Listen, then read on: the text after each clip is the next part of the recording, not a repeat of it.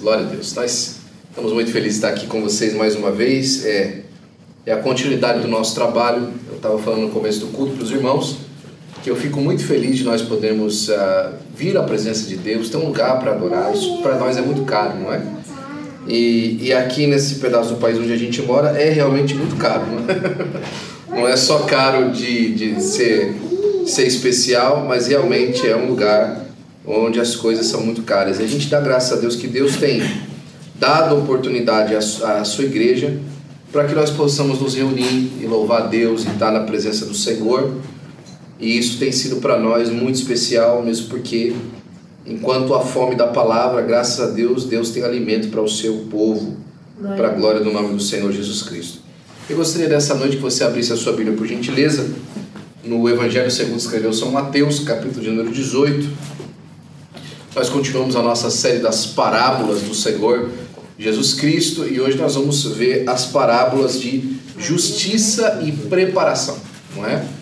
Nós já tratamos do tema parábolas. Parábolas era uma forma onde Jesus dava os seus ensinos através de histórias para que o povo pudesse entender melhor o significado do seu ensino e também para que a palavra fosse melhor assimilada pelo povo.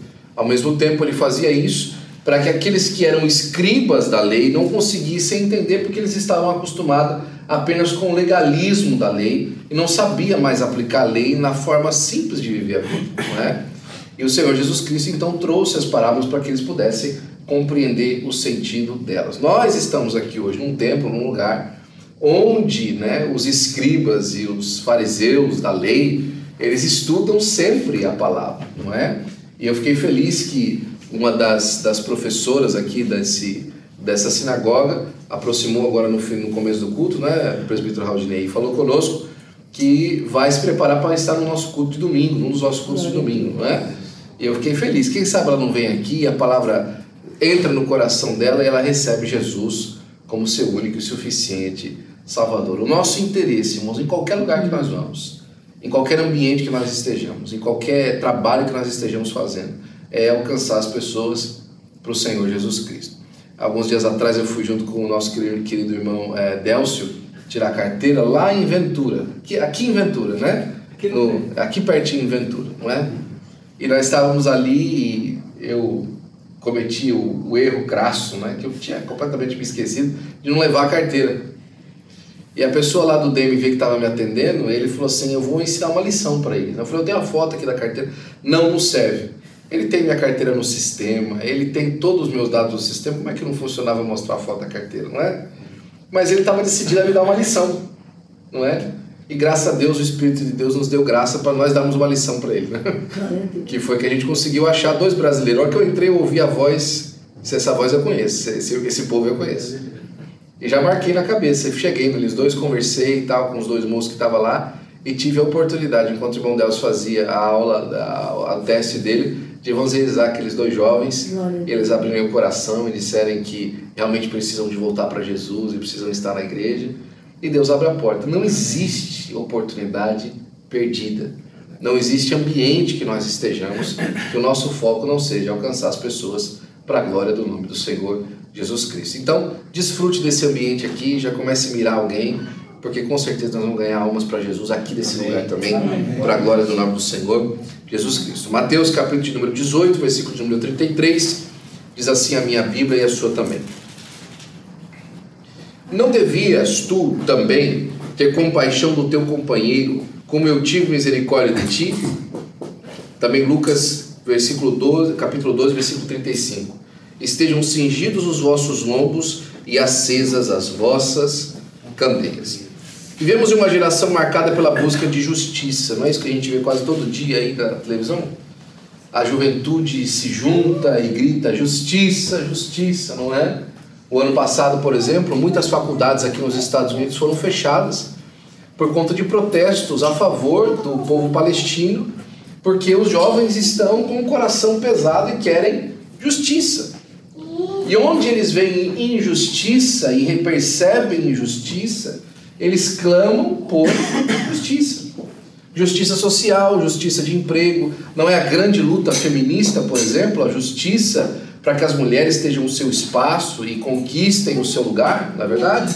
Não é a grande briga, por exemplo, das minorias, de que o negro tem as mesmas oportunidades que o branco e que tantas minorias, por exemplo, alcancem a sua posição onde a equidade da sociedade seja alcançada? Pois é. A diferença é que Jesus fala de uma justiça real, verdadeira, perene. Uma justiça que vai além da aparência, uma justiça que vai além do gênero, uma justiça que vai além da nacionalidade, uma justiça que vem do céu para nós. E o mundo, ao contrário disso, busca no seu próprio método, né? na sua busca depois de comer do fruto do conhecimento do bem e do mal, não é? Definir o que significa justiça, na verdade. Definir o que significa de verdade andar num caminho justo, perceber o que é justo e o que é injusto. E quantas vezes na nossa vida a gente não passa por situações e fala assim, isso aqui é injusto, não é? Acontece alguma coisa com você ou contra você, não é? E você fala, isso aqui é injusto. Porque nós também somos cercados de conceitos que por diversas vezes formam a nossa percepção do aquilo que significa justiça. Nesse estudo, então, a gente vai refletir sobre 8 parábolas de Jesus, divididas em 2 grupos, e de forma prática, as lições que cada uma delas nos traz. A primeira delas é a parábola sobre justiça, né? Então vamos dar uma olhadinha aí. A justiça, segundo a perspectiva de Jesus, não é apenas legal ou moral, ok? Eu vou dizer isso aqui para você que eu acho muito interessante. Tem muitas questões que são legais, mas não são morais. É legal, mas não é moral. Okay? Por exemplo, o casamento homossexual nos Estados Unidos hoje é legal, mas continua sendo imoral, não é? Não é verdade? Muitas outras coisas, por exemplo, nesse país, que hoje estão dentro da legalidade, elas são imorais. Por exemplo, né? A repropriação de posse, no sentido de quando alguém não paga um mortgage, é legal você ir lá e tomar a casa de volta da pessoa. E algumas questões, inclusive moral, não é? A pessoa pagou por inadimplência, a pessoa pagou por, né, não pagou por safadeza, não é? A pessoa não pagou porque simplesmente não achava aquilo importante, ou então é uma má administradora dos seus negócios. É legal e é moral. Mas, por exemplo, você tomar uma casa de volta de uma viúva que não tem como pagar a casa, que não tem o que fazer, que está à mercê da misericórdia das pessoas, ainda é legal tomar a casa dela, mas não é moral mais.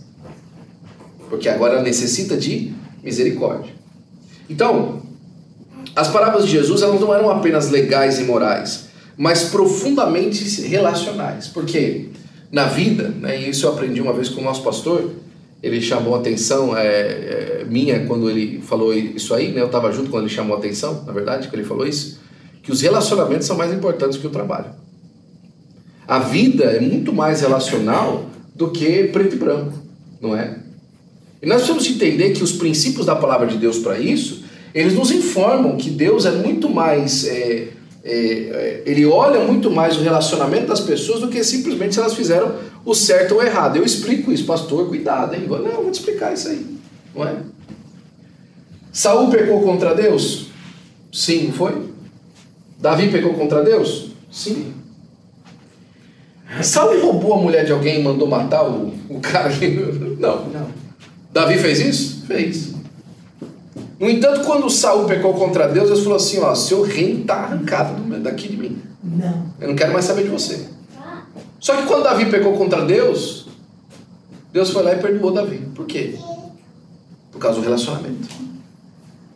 Porque Davi, quando pecava, ele não defendia a sua posição. Ele buscava a restauração do relacionamento. Senhor, volta a me dar a alegria da salvação. Senhor, olha, eu estou feliz agora porque o Senhor perdoou o meu pecado, o meu pecado eu não encobri, eu confessei o meu pecado, não é verdade?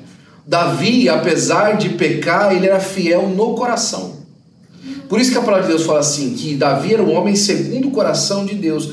Ele tinha no coração esse relacionamento, essa comunhão profunda. As parábolas de Jesus nos provam que muito melhor e muito maior do que fazer o certo e o moral é ter um relacionamento direito com Deus. E a gente vai dar uma olhadinha nisso aqui hoje e perceber quão bonito isso é na questão da justiça, não é? Nas parábolas sobre justiça, o Senhor nos convida a confrontar o nosso próprio senso de merecimento, o orgulho e dureza do coração. Ele expõe a hipocrisia dos que foram perdoados, mas não perdoam, e a indiferença dos que vivem cercados de privilégios, mas ignoram os necessitados. Jesus ensina que a verdadeira justiça do reino é moldada pela graça e será plenamente manifesta no juízo de Deus. A justiça de Deus, ela é manifesta na graça. E o que é a graça? É o favor imerecido. É aquilo que você não merecia ter, mas você tem, porque Deus é bom. É aquilo que você não deveria desfrutar, mas você desfruta, porque Deus é maravilhoso. É inclusive não ter aquilo que você merecia, que era juízo. Mas porque a graça de Deus abundou na pessoa do Senhor Jesus Cristo, você não foi tratado por... Deus não lhe tratou com juízo, mas Ele lhe alcançou com misericórdia e deu a salvação dos seus pecados para a glória do nome do Senhor Jesus Cristo. Não é? Glória a Deus. A primeira parábola que a gente vai olhar então nesses centros de justiça é o servo impiedoso, não é? Assim vos fará também meu Pai Celestial, se do coração não perdoar de cada um seu irmão as suas ofensas. Perdoar como foi perdoado. Na época de Jesus, dívidas impagáveis poderiam levar uma pessoa à prisão ou à escravidão. 10.000 talentos, que é a parábola do servo impiedoso, lembra que um servo devia para o seu senhor 10.000 talentos, ele não tinha como pagar, e ele começou a pedir misericórdia pela sua vida, e aí o que o Senhor fez? Perdoou ele a dívida. Viu a tristeza dele, a amargura dele, e tomou uma decisão moral, acima de uma decisão legal. Por quê? Ele tinha legalidade de cobrar a dívida? Claro, absolutamente, a dívida era dele, fazia o que ele queria, não é? Ele tinha inclusive a autoridade de perdoar a dívida também, a dívida era dele, ele podia fazer o que ele queria com a dívida. E ele tomou uma decisão moral antes de tomar uma decisão legal. Ele foi e perdoou a dívida, não é? Só que a Bíblia vai dizer que o servo, depois de perdoado a dívida, saiu daquele lugar e achou um conservo com ele na rua, que tinha uma dívida com ele menor do que a que o homem tinha, do que a que ele tinha com o Senhor, não é? E aí ele pegou esse conservo dele pelo pescoço e começou a esganar o sujeito. Falou assim: me paga o que você me deve, senão eu vou te botar na cadeia. E aí o pessoal estava passando na rua, que tinha acabado de ver ele ser perdoado, falou: nossa, isso tá certo então, é. O homem acabou de ser perdoado, devia estar voando aqui, não é? Isso que ele ia receber do cara, ele não pagava nem metade da dívida dele, nem um pedaço da dívida dele direito. Agora está esganando o conto aqui na rua e foram lá e falaram para o Senhor. E aí o Senhor chama o servo de volta e falou assim: escuta, eu acabei de perdoar você uma dívida aqui, foi? E por que você esganou o sujeito ali na rua, meu amigo? Agora, porque você fez isso, eu vou fazer o seguinte: eu vou reestabelecer a sua dívida. E aqui chega um princípio extraordinário. Olha, por causa do nosso comportamento, Deus pode reestabelecer a nossa dívida, não é? E aí eu queria que os calvinistas explicassem essa. Por causa do nosso comportamento, Deus reestabeleceu a dívida. Reestabeleceu a dívida. Porque nós não soubemos perdoar o nosso irmão, Deus reestabeleceu a dívida. E aí, esse tema nos dá lição, né? O Senhor nos perdoou completamente. A expectativa do céu é que sejamos justos a perdoar os outros, não é? E aqui eu posso fazer uma pergunta para você hoje, faço retórica para o seu coração, não é? Quem você precisaria de perdoar hoje? Que lhe causou uma dívida? Que você tem uma dívida aí no coração? Alguém que precisa ser visitado hoje com o mesmo amor que Jesus te visitou lá na cruz, não é? Às vezes a gente tem dificuldade para isso porque alguns de nós nasceram em lar cristão, né? Quantos aqui nasceram em lar cristão? Quando nasceu, os pais já eram crentes. Bastante de nós, não é? A dificuldade de quem nasceu em lar cristão é que ele geralmente ele se encontra num ambiente onde ele acha que, por conta dele ter crescido num lar cristão, ele não consegue enxergar o seu tempo de pecado, não é? Ele fala assim: ah, eu me lembro de ser um pecador, eu me lembro de ir para a escola dominical, não é? E para isso eu gosto de lembrar a história de um sujeito que chegou nos Estados Unidos aqui logo depois da guerra, da Segunda Guerra Mundial. Ele era alemão e ele foi trabalhar numa das universidades de Nova York. Ele foi trabalhar como janitor numa das universidades de Nova York. E enquanto ele trabalhava lá nessa universidade de Nova York, ele conheceu um outro professor de uma das cadeiras lá da faculdade e fez uma amizade com ele. Na verdade, o professor, quando viu um outro alemão da faculdade, falou assim, eu vou fazer conexão com esse sujeito aqui, porque acabou de chegar, eu moro aqui há muitos anos e tal. E ele começou essa bonita amizade com o sujeito e descobriu que ele era pintor de quadros, não é? E aí o professor pegou e falou assim, por que você não pinta um quadro meu então? Você sabe fazer retrato? Sei fazer retrato. Então por que você não faz um retrato meu? Ah, tá bom. Ele era aquele alemão ainda, sabe, amargado pela guerra e tal, e topou fazer isso aí. O professor era uma pessoa muito gentil e tal. E eles foram juntos, não é? Para casa, todos os dias, não, na verdade todos os dias não, uma vez por semana, eles se juntavam na casa do professor, iam até o solarium, né? Sabe o que é o solarium? Aquela estufa de vidro nas casas, não é? Muito bonita. E ali o artista pegava o quadro e começava a pintar o professor. Só que ele não deixava o professor ver. Depois de alguns meses desse quadro sendo pintado, ninguém mais aguentava, né? Não ver o quadro. Estava todo mundo curioso e tal. E a mulher do professor ainda mais curiosa ainda, né? E um dia ela foi lá entregar o chá gelado, né? E aproveitou para colocar o chá e dar aquela olhadinha no quadro, né? A hora que ela viu, ela tomou um susto e tal. O sujeito foi embora. E aí ela no final do dia falou, meu amor, que quadro feio. Mas você tá muito feio, o quadro tá muito feio. Meu Deus do céu, eu tô perdendo tempo, esse homem aqui pintando um quadro meu, tentando fazer amizade com ele, e ele acabando comigo, não, mas tá muito feio o quadro e tal. E na outra semana ele não quis saber, falou, não, me mostra o quadro, não acabou, mas me mostra o quadro e tal. Finalmente, de tanto insistir, o quadro ainda faltava algumas semanas para ficar pronto, mas ele virou o quadro e mostrou. A gola do colarinho toda aberta, a gravata para baixo, um copo de conhaque na mão, um cigarro na boca, o cabelo todo bagunçado e tal, a cara envelhecida. E aí ele perguntou assim, por que você me pintou desse jeito? Por que você fez isso comigo? Esse aí não sou eu. E aí o artista respondeu, é que eu gostaria que você tivesse uma visão de como você seria se Jesus não tivesse entrado na sua vida. Será que a gente tem noção de como a gente seria se Jesus não tivesse entrado na nossa vida? Será que a gente consegue imaginar o nosso quadro pintado se Jesus não tivesse entrado na nossa vida? Esse é muitas vezes o quadro que nós estamos vendo nas pessoas que não conheceram a Jesus. Uma pessoa pintada pelo pecado, não é? Que não teve a sua condição de transformação.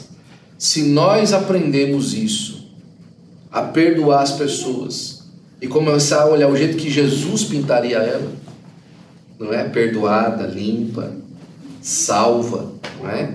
A gente vai ter muito mais facilidade para evangelizar as pessoas, não é?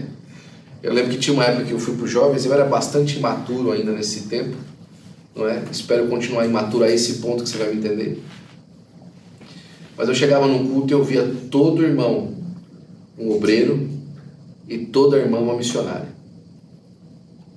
Todos.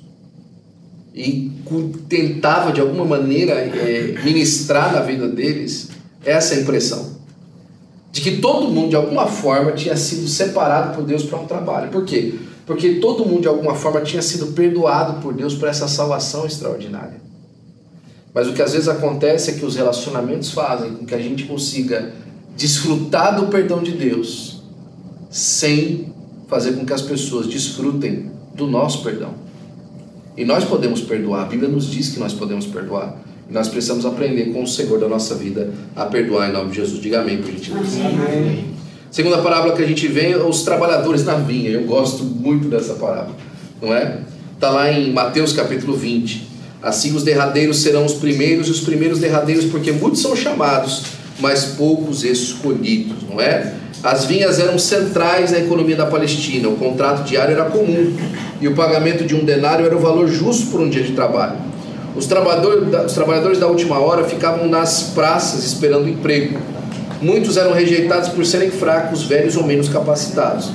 A generosidade do dono é uma crítica à meritocracia dos fariseus e um espelho da graça escandalosa de Deus. Aqui eu gosto porque ela acaba com um dos principais conceitos que a nossa direita moderna, não é, tenta imprimir. E para mim isso é o maior tiro no pé de qualquer prática direitista, se a gente pode falar isso, em qualquer lugar do mundo, a questão da meritocracia. Quem é que pode bater no peito e falar que merece alguma coisa? Quem é que consegue? Eu mereço essa posição, porque eu estudei, porque eu fiz, porque...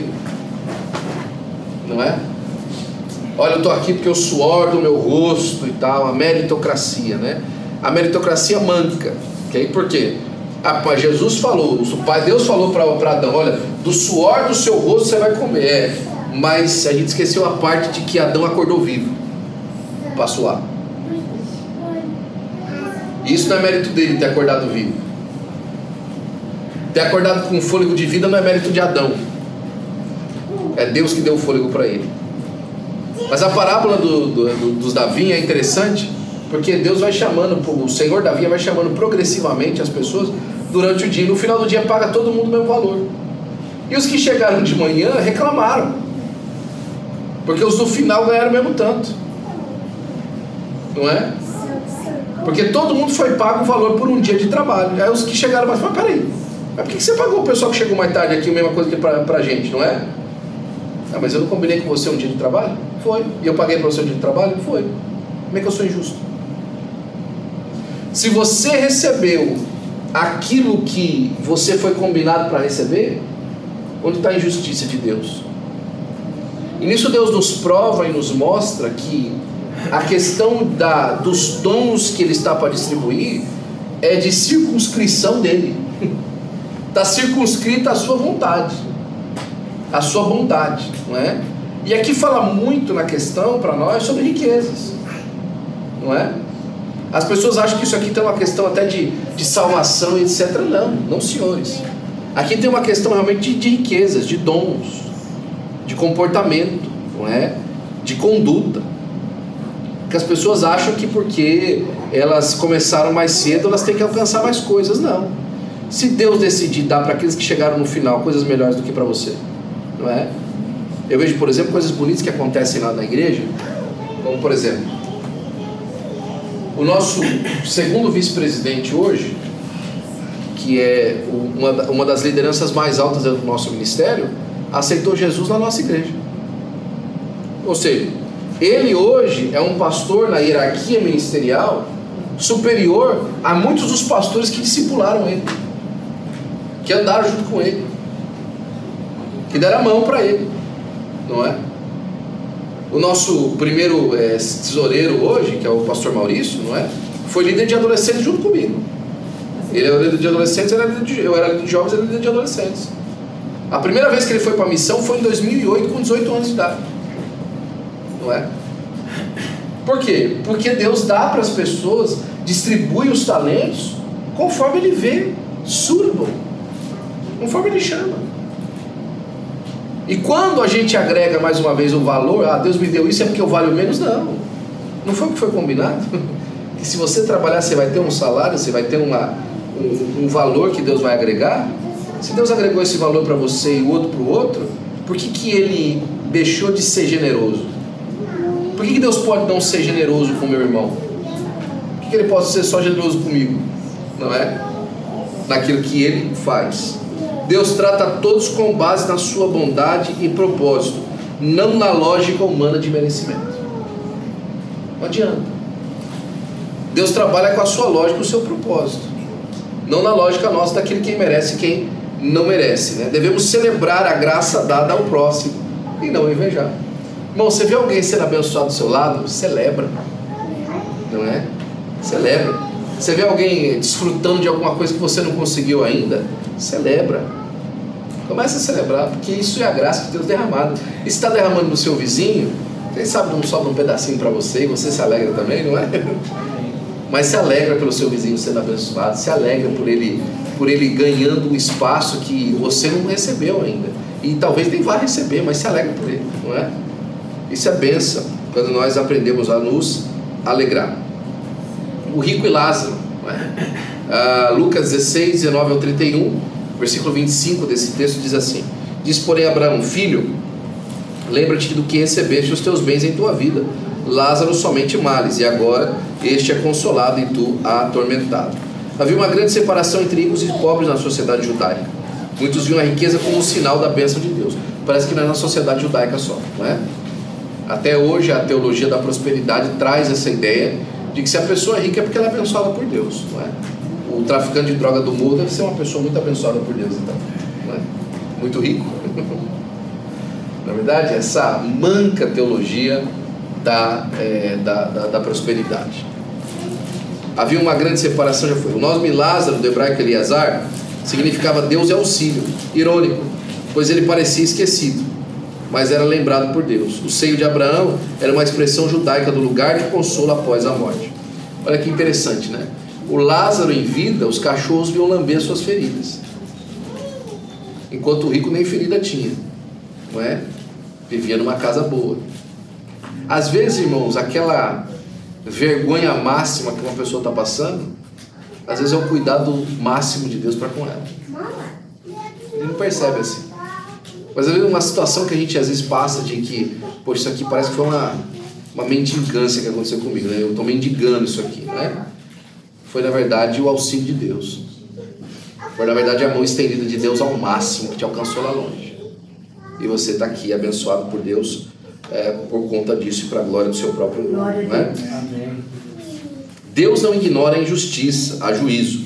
A palavra é suficiente para levar ao arrependimento. Aplicação: a vida presente é a oportunidade para viver com justiça e misericórdia. Ignorar o necessitado é arriscar o julgamento eterno. Você conhece, no final, o rico ficou pedindo para Deus, falou, então faz o seguinte, deixa eu voltar lá para avisar os meus irmãos, eu tenho 5 irmãos, não é? Deixa eu voltar lá para avisar eles, para eles não caírem no mesmo erro que eu e vir para cá. Olha que interessante, né? Só depois da morte é que ele se preocupou em dar um conselho bom para os irmãos, né? Em vida ele não deu. Mas ele falou assim, olha, se eu voltar de lá, eles vão acreditar. Tem muita gente achando que as manifestações espirituais, os milagres extraordinários, vão fazer as pessoas corrigirem os erros. Engano. O que faz a pessoa corrigir o erro é a palavra. Não é? Jesus fala, na verdade Abraão fala assim, olha, já tem a lei dos profetas. Eles não precisam que alguém de volta para lá. E aliás, ninguém daqui volta para lá. E aí também já dá uma tesourada na teologia da mediunidade, não é? Dos que os mortos voltam para falar com os vivos. Tem até uma expressão mais polida na teologia para isso, eu vou lembrar, não é? De morte, alguma coisa assim, que os mortos voltam para falar com os vivos. Mas Deus fala assim através de Abraão, como se Abraão estivesse falando, dando uma palavra para o rico, né? Olha, não adianta você ficar esperando que as pessoas vão mudar por causa de sinais que elas veem no céu, não é? Medo pelas coisas espirituais, não. O que faz a pessoa mudar é a palavra de Deus, não é? Tem muitos casais que às vezes ameaçam o outro, né? Se você não mudar, eu vou embora. Se você não mudar, eu vou mudar com você e tal. Essas ameaças não mudam ninguém. O que muda o caráter de uma pessoa é quando ela se encontra com o Espírito de Cristo. E aí ela muda quem ela é e a perspectiva da sua vida, não é? A viúva persistente e o juiz iníquo, né? A viúva persistente e o Alexandre de Moraes, o juiz iníquo. Lucas capítulo 1 e capítulo 18, versículo 1 a 8 diz assim, a minha Bíblia, a sua também, o versículo de número 7. E Deus não fará justiça aos seus escolhidos que clamam ele de dia e de noite, ainda que tardio para com eles. Aqui o tema é Deus faz justiça aos que clamam com fé. A viúva era o símbolo do desamparo social. Você quer ver uma pessoa ruim na Bíblia? Viúva. O órfão ainda está menos pior que a viúva. A viúva ainda é pior que o órfão na Bíblia. A viúva é o ápice da posição social mais baixa na Bíblia, é a viúva. E essa viúva parece que ela tinha alguma coisa para receber, né? Tinha alguma coisa do 7 de janeiro, 6 de janeiro para receber e tal, que ela tinha feito. Ela ia lá, batia na porta do juiz, o juiz fazer justiça para ela. Talvez era alguém que tinha morrido e tinha deixado uma herança, e alguém tinha roubado essa herança. Podia ser uma questão também de jubileu, não é? Que era tempo de restaurar aquilo que tinha sido dado como pagamento de dívida, e agora é o tempo de resgatar aquilo. E a viúva ia lá, porque aquilo ali era a saída dessa vida de precária dela, não é? E ela ia lá na porta do juiz e falava assim: faz justiça, me faz justiça, julga a minha causa, não é? E o juiz olhava para ela e falava: não, eu vou julgar a sua causa o que eu quiser, eu não tenho nada com você não, minha senhora, não é? E ignorava aquela mulher, só que a mulher não parava, ela ficava lá: ei, aqui ó, julga a minha causa aí, né? Faça um menos aí para mim, né? Me ajuda aí, julga a minha causa. E aí o juiz falou assim: eu não temo a Deus e não temo homem nenhum, mas só para mim ter paz, só para essa mulher parar de me encher a paciência, não é? Eu vou julgar a causa dela, porque assim pelo menos eu não vejo essa mulher mais aqui. E aí Deus faz a comparação, fala: se o juiz que é iníquo, que é maligno, ele julga a causa da pessoa para poder se livrar dela e conseguir fazer com que aquilo aconteça e ele não tenha tempo de mais passar por aquilo, como é que você acha que Deus vê os seus escolhidos? Você acha que ele tem prazer em não julgar a nossa causa? Muito mais fará justiça aos seus escolhidos, aqueles que clamam de dia e de noite. Tem muitas situações na vida, irmãos, que nós clamamos por justiça e nós não recebemos porque nós vamos no fórum errado. Viu? Nós estamos pedindo no fórum errado, não é? Nós entramos na justiça dos homens. Você vai ver só, eu vou entrar com um sul em você, não é? E eu vou receber todo o dinheiro que você me deve, não sei o quê, e faz aquele estardalhaço e aquela brigaiada e tal, e tudo que Jesus estava esperando é que você chegasse aos pés dele e apresentasse a causa de justiça e pedisse: Senhor, me ajuda que eu preciso. Olha, entra com providência na vida dessa pessoa, na vida desse cidadão, não é?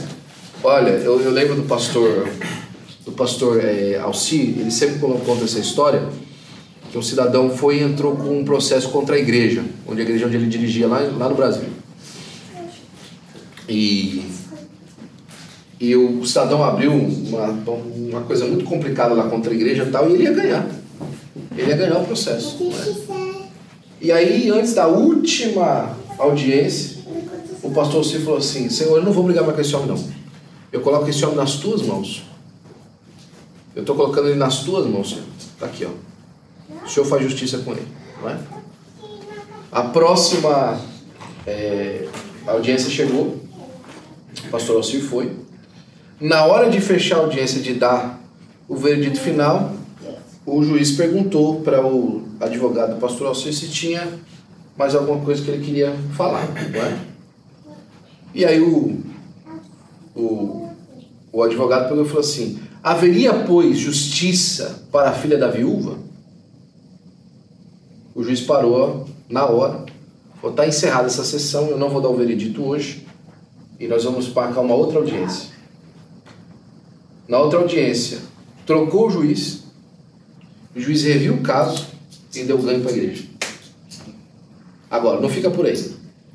Algum tempo depois, chegou esse homem carregado na igreja, de mão dada com a esposa, de bengala, comido pelo câncer, e veio falar: pastor, eu vim aqui pedir perdão do senhor por ter entrado numa causa contra a igreja. Eu fui maligno, pastor, e eu quero pedir perdão. E o pastor orou por aquele homem, para que aquele homem fosse curado. Não foi. Ele não foi curado. Jesus o levou. Simplesmente porque um crente decidiu colocar uma causa nas mãos de Deus. Eu não quero que você aprenda isso hoje para você sair por aí distribuindo câncer nos outros. Não é isso que eu estou falando. O que eu estou falando para você é que a nossa jurisdição é mais alta. Porque o nosso propósito é mais alto. Às vezes você não coloca as pessoas na mão de Deus. Escuta o que eu estou falando para você. Às vezes você não coloca as pessoas na mão de Deus, ok? Porque você acha que isso é uma coisa pequena. Na verdade, o que você está fazendo é o seguinte: impedindo que Deus cumpra o propósito dele através da sua vida. Você está impedindo a obra de Deus de ser feita na sua vida, porque essa situação que você tem contra você é o que lhe deixa nessa situação de não poder se entregar mais ainda aquilo que Deus chamou você para fazer.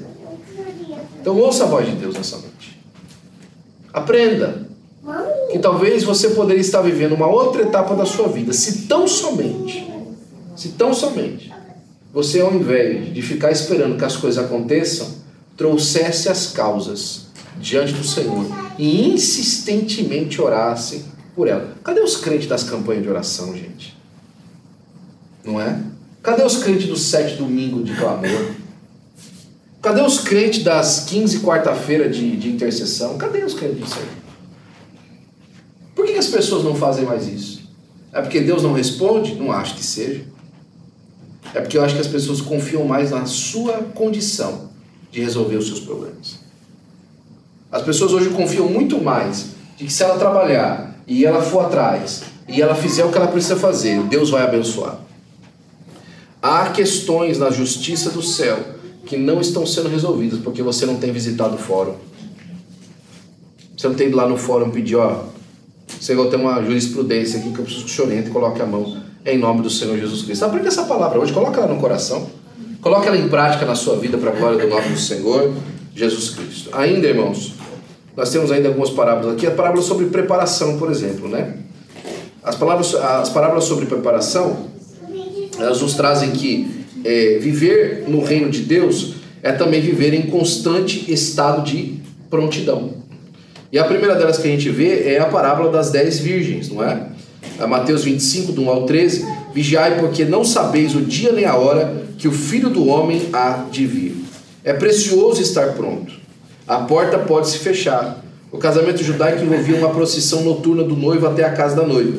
As virgens, amigas da noiva, deviam estar preparadas para recebê-lo, com lâmpadas acesas. O óleo era o símbolo do preparo espiritual, e as lâmpadas apagadas representavam a desatenção espiritual. Se as virgens não estivessem preparadas, a porta se fechava, iam perder a cerimônia, era uma grande desonra. Nem todos que apresentam estar esperando por Cristo estão de fato preparados. E aqui ele fala sobre a igreja, não é? Nem todo mundo dentro da igreja, irmão, está pronto para a volta de Jesus. E aqui, se a gente for pegar na risca aqui a porcentagem, ela é alta, não é? 50% das virgens não estavam prontas para a volta de Jesus. Eu não sei você, mas eu acho esse um número muito alto, que me dá muito medo, não é? Será que os nossos irmãos, eles estão se aprontando para a volta de Jesus? Ou eles estão se aprontando para as próximas férias? Ou eles estão se aprontando para o próximo grande aventura, não é? Na América. Como é que será que as pessoas estão se aprontando? Será que elas estão se aprontando com os olhos fitos que Jesus está voltando e não falta muito tempo? Será que elas têm essa consciência que Jesus está perto? Ou o fogo espiritual da sua alma está se apagando, não é? Eu lembro, não faz muito tempo, eu fui visitar um irmão, fui falar com ele, o irmão olhou para mim e falou assim, pastor, quando eu cheguei aqui eu estava com muita situação difícil e tal, né, mas agora está tudo bem. Então, o senhor não vai me ver mais tanto assim, não. Amém. Falei assim, e se a coisa mudar? Aí você vai voltar? Aí você vai procurar de novo? E se a hora que esse irmão for procurar, ou se a hora que essa pessoa for procurar que pensa assim, será que ainda vai ter uma porta aberta para ela procurar?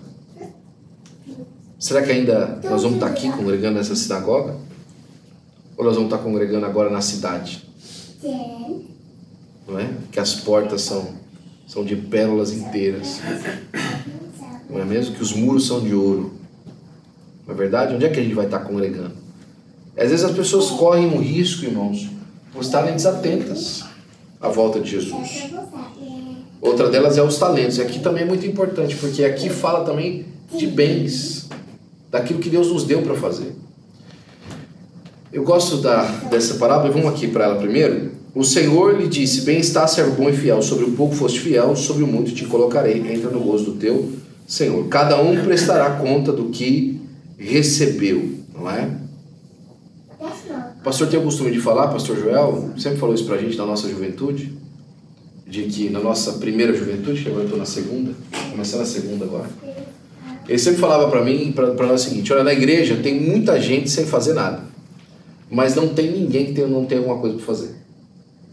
Na igreja tem muita gente sem fazer nada, mas não tem ninguém que não tenha alguma coisa para fazer, não é?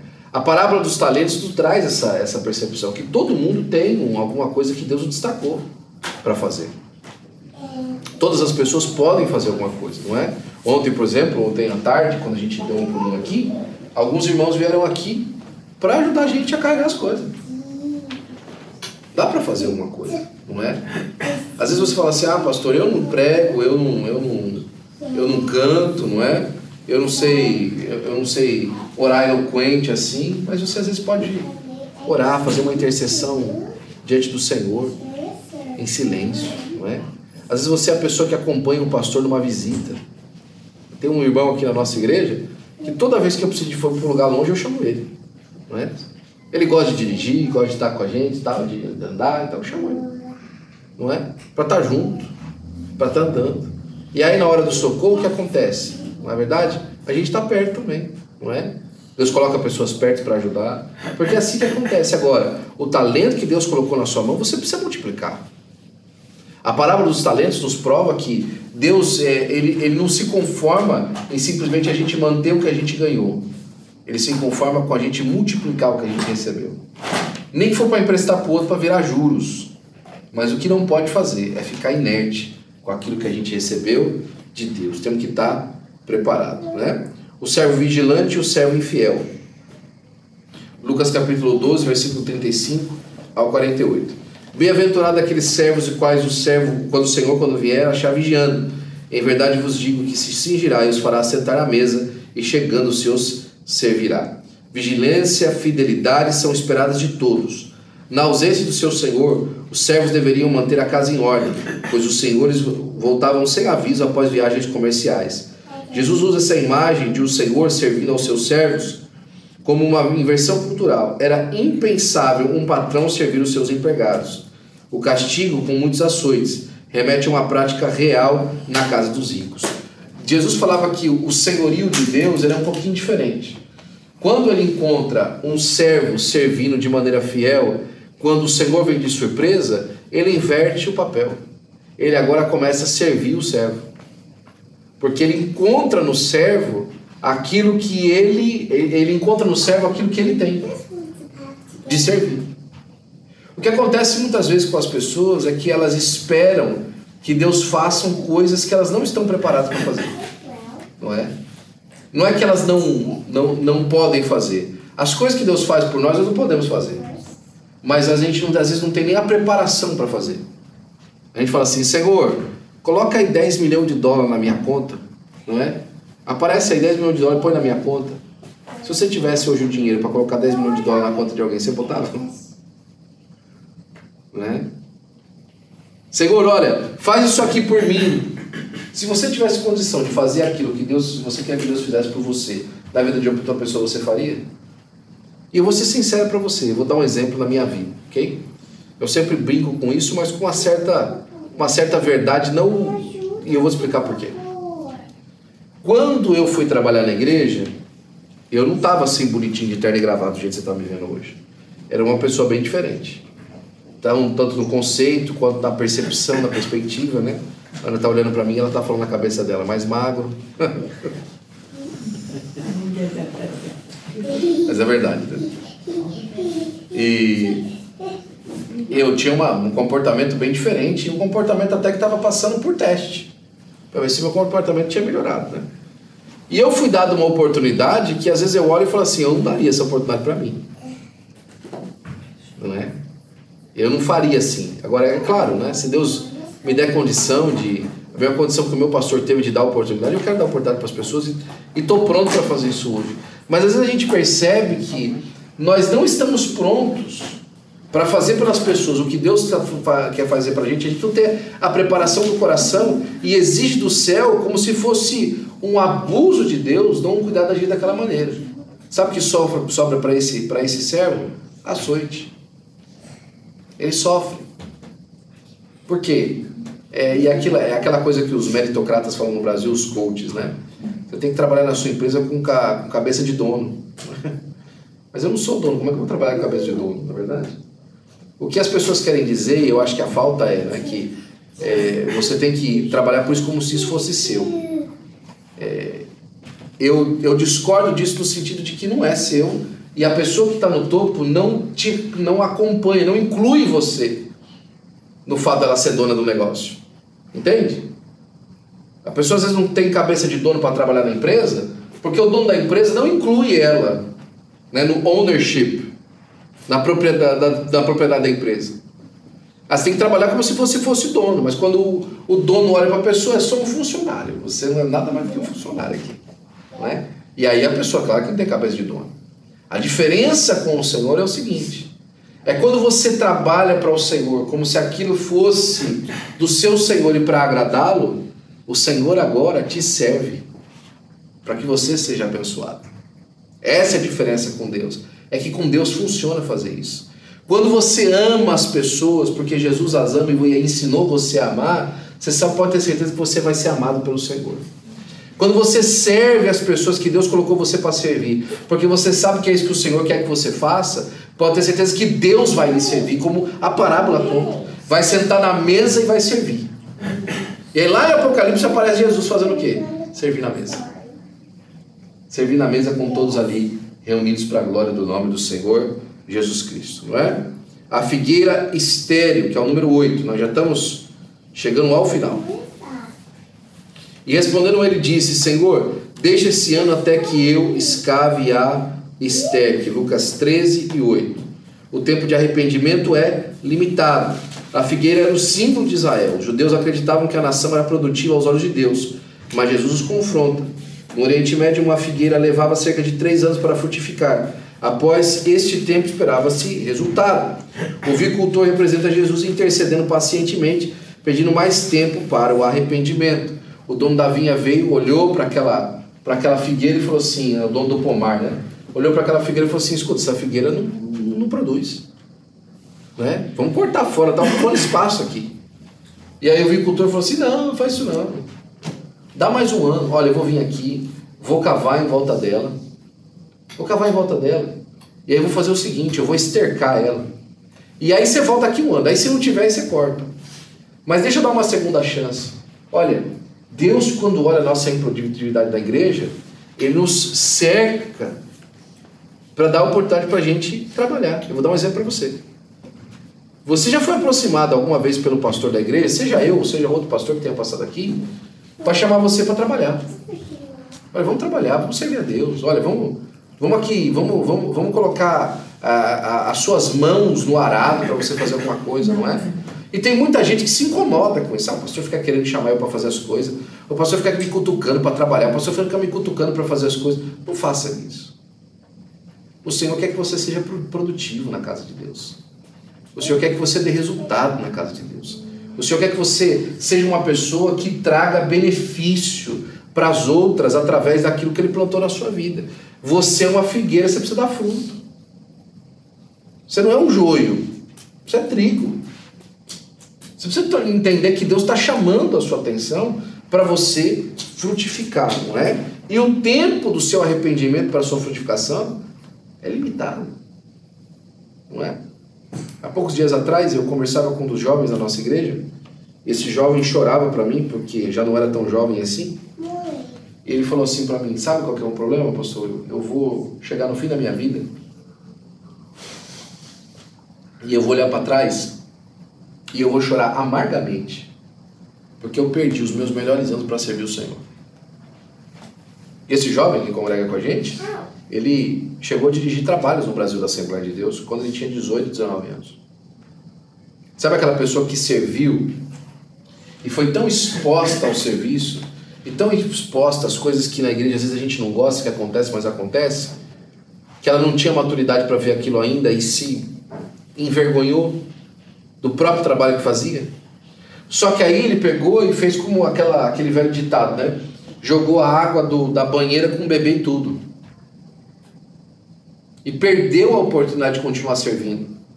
Agora que uma certa idade chegou, ele olha para trás e fala assim: meu Deus do céu, isso significa que do estado que eu estou agora e pelas escolhas que eu fiz ultimamente, eu vou terminar o final da minha vida, eu vou olhar para trás e percebi que eu perdi a oportunidade de pregar o Evangelho. E eu chorei com aquele jovem, nós oramos juntos. Deus já começou a transformar a história dele. Ele está muito pouco espaço agora de começar a voltar a ser útil para Deus, porque Deus está restaurando a vida desse jovem. Agora, em nome de Jesus. Alguém precisa te chegar limpar em volta, estercar, para dar fruto. Talvez é você que Deus vai levantar para limpar em volta, para estercar, para voltar a dar fruto. Tem pessoas que foram embora dessa igreja, tem pessoas que foram embora desse lugar aqui, dessa congregação, e hoje estão aí morando sozinhas, afastadas, sem dar fruto. Você talvez é a pessoa que Deus levantou para ir buscar, limpar em volta, estercar, para que ela volte a dar fruto em nome de Jesus. Aleluia. Glória a Deus. Que delícia Deus falar no nosso meio, na verdade? Amém. Deus chamar a nossa atenção com a palavra, nos mostrar aquilo que Ele quer, através da simplicidade do texto. Sem, como os americanos falam, sem gimmicks, né? Sem emocionalismo, sem subterfúgios. Apenas uma interpretação simples da palavra, naquilo que o texto diz, na unção do Espírito Santo, para aplicar na nossa vida. Não perca a oportunidade, irmão, de olhar para o texto bíblico e aprender com ele, desfrutar dele, para que você possa, com certeza, compartilhar com aqueles que precisam. A mensagem dessas parábolas é clara: Deus é justo, e Ele não deixa a injustiça impune, mas também é gracioso, pronto para perdoar. Deus espera de nós preparo, não um preparo superficial, mas uma vida constante de fé, vigilância e fidelidade e fruto. Hoje é tempo de alinhar nossa vida com a palavra, para que não sejamos como o servo mau, a virgem imprudente, o servo negligente ou a figueira estéril, mas que vivamos como trabalhadores fiéis, servos vigilantes e cheios do Espírito, à espera do noivo que logo virá. Em nome de Jesus. Glória a Deus. Glória a Deus.